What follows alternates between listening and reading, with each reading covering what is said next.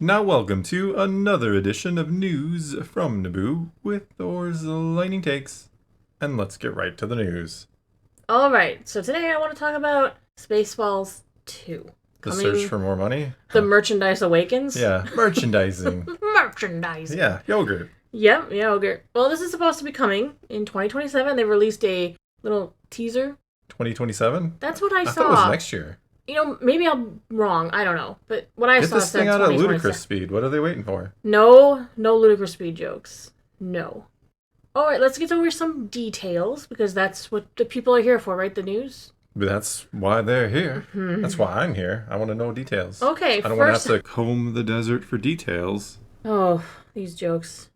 I can keep going. That's the sad part. Why is that sad? Because it's going to make me barf. Jeez, that was bad. that was disrespectful because Barf is no longer with us. Let's start at the beginning of my research notes here and not jump around. Mel Brooks, who is 98, by the way, is going to be producing as well as reprising his role as Yogurt. Excellent. What if he's Yogurt the Force Ghost? Maybe. Maybe? Kind of wouldn't make sense. I mean, no. Force Yogurt? I don't know. Ooh. Something about, like, Yogurt being Force Ghost makes it sound like it's, like, Spoiled? going bad. Yeah. Secondly, Bill Pullman, he is 71. He's going to be reprising his role as Lone Star, a.k.a. the Han Solo Luke Skywalker mashup character. Yes. He's a prince! Because yes. only a prince can marry the princess, and who would have saw that twist coming? Nobody would have seen that. Nobody ever. Nope. Oh boy. We also have Rick Moranis, he's 72, reprising his role of Dark Helmet. Nice. You got to. I mean, how could you not? It wouldn't be Spaceballs 2 without these guys coming back. I'm just curious how he's going to get off the Planet of the Apes planet. Oh, that's right. Where we left him, remember? Maybe he'll have an army of apes. Them damn nerdy apes. Because we ended that movie with the end, ? And we've waited all this time for an answer I never needed. Really? You didn't need that? I'm fine with it. I'm not expecting, like, profound, amazing. I'm expecting fun. But here is officially what the description of this is. A non-prequel, non-reboot sequel, part 2, but with reboot elements, franchise expansion film. So, The Force Awakens. Yes, and every other thing in between. That's what I hope it makes fun of. That's what it's got to. Just make fun of the sequels and it's going to be great. What else do they have to make fun of? Well, everything else Disney has done, pretty much. Okay, not everything else, but... Everything. there's a plethora of things to make fun of from Star Wars lately. Oh my gosh, do you think they'll have a Kathleen Kennedy character? Oh my goodness. Do you? Or, I don't know. Maybe the new baddie is actually Darth Kennedy. She could be the Emperor. There is no Emperor. There is no Emperor. No, there's never been an Emperor. Dark Helmet was always just the one in charge. Yep, and now we're going to have an Emperor, and it's going to be a Kennedy clone of some kind. I'm curious about what they're going to do about Barf, aka our Chewbacca character, because John Candy has passed away. Many years ago, yeah. Yeah. Not that I was supremely fond of his weird dog character. Why not? With his tail? And it was mainly the tail. All right. And we also know that Joan Rivers passed away, and she played Dot Matrix, aka C-3PO / R2-D2, I guess, because there was no R2-D2, so she was all in one droid. She was. She was gold. She had roller skates. She didn't even really know how to roller skate. Like, you didn't ever see her successfully roller skating. Have you ever seen C-3PO walk? He's got legs. He doesn't walk particularly well. He kind of shuffles. But then why do we need roller skates? Because the walking was hard. See? Oh, well, there's been no word if Daphne Zunga will return as Princess or perhaps Queen Vespa. Perhaps they'll follow their kids. Because, I mean, we already know Bill Pullman's son Axe. He was the Sentry in Thunderbolts. But honestly, I'm not sure how I feel about it. I mean, I wanted that Coming to America sequel back when I saw it. I actually loved that movie for a very long time.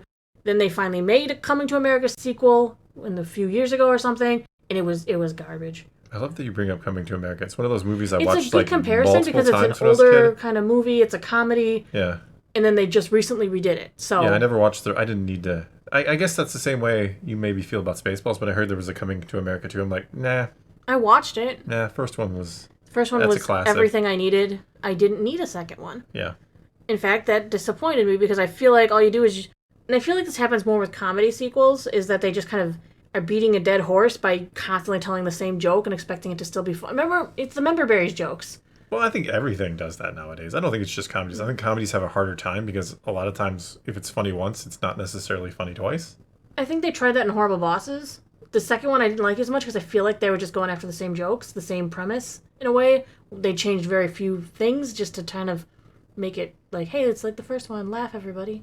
I also wonder, I mean, Mel Brooks has been known to be not politically correct if we go back to something like Blazing Saddles. And even Spaceballs, if you watch it, has a lot of jokes that would be questionable nowadays. Yeah. I wonder how much in that direction we go. Will it have that kind of edginess to it, I guess is the way to put it? Or is it just going to be slapstick and silly or what?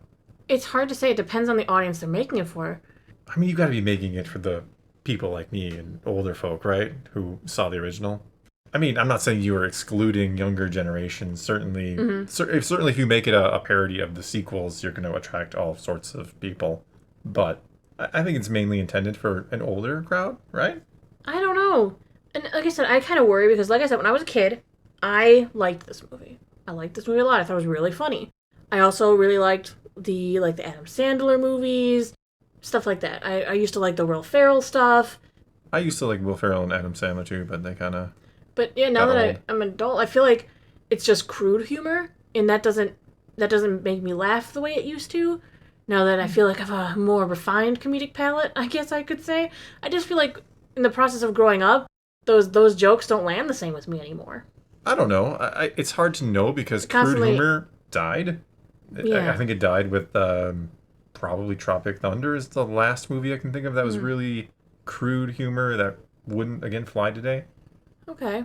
Like, I remember the Schwartz very well because it was just phallic jokes.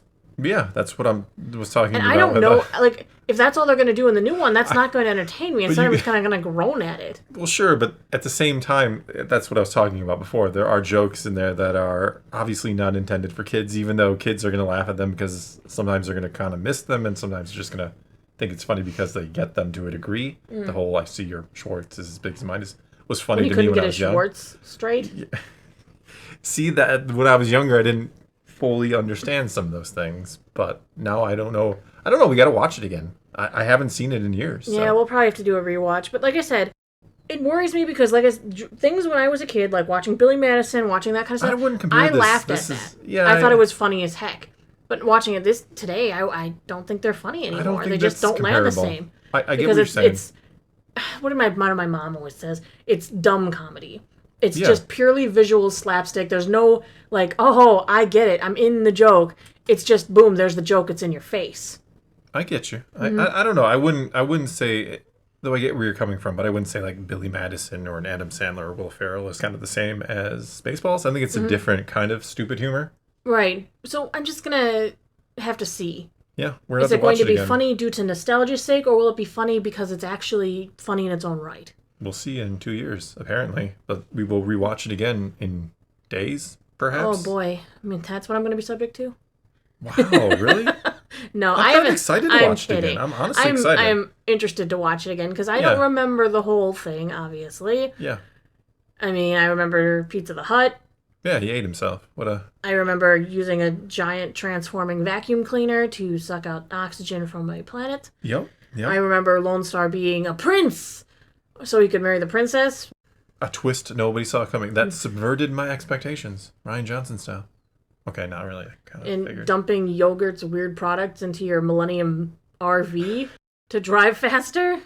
What's wrong with that? Oh my gosh, I remember more of this movie than you do. I'm actually impressed. Thank you. I guess. Okay, let's wrap this up. We've talked about Spaceballs enough. I want to hear if other people are looking forward to it. I want to hear what people think about. Do movies like Spaceballs, how do they age? Do they age well, or are they kind of funny in the day and you have fond memories of really enjoying it, but maybe they're not the same anymore? All right, well, she just outroed for us, I think. So, thanks for watching.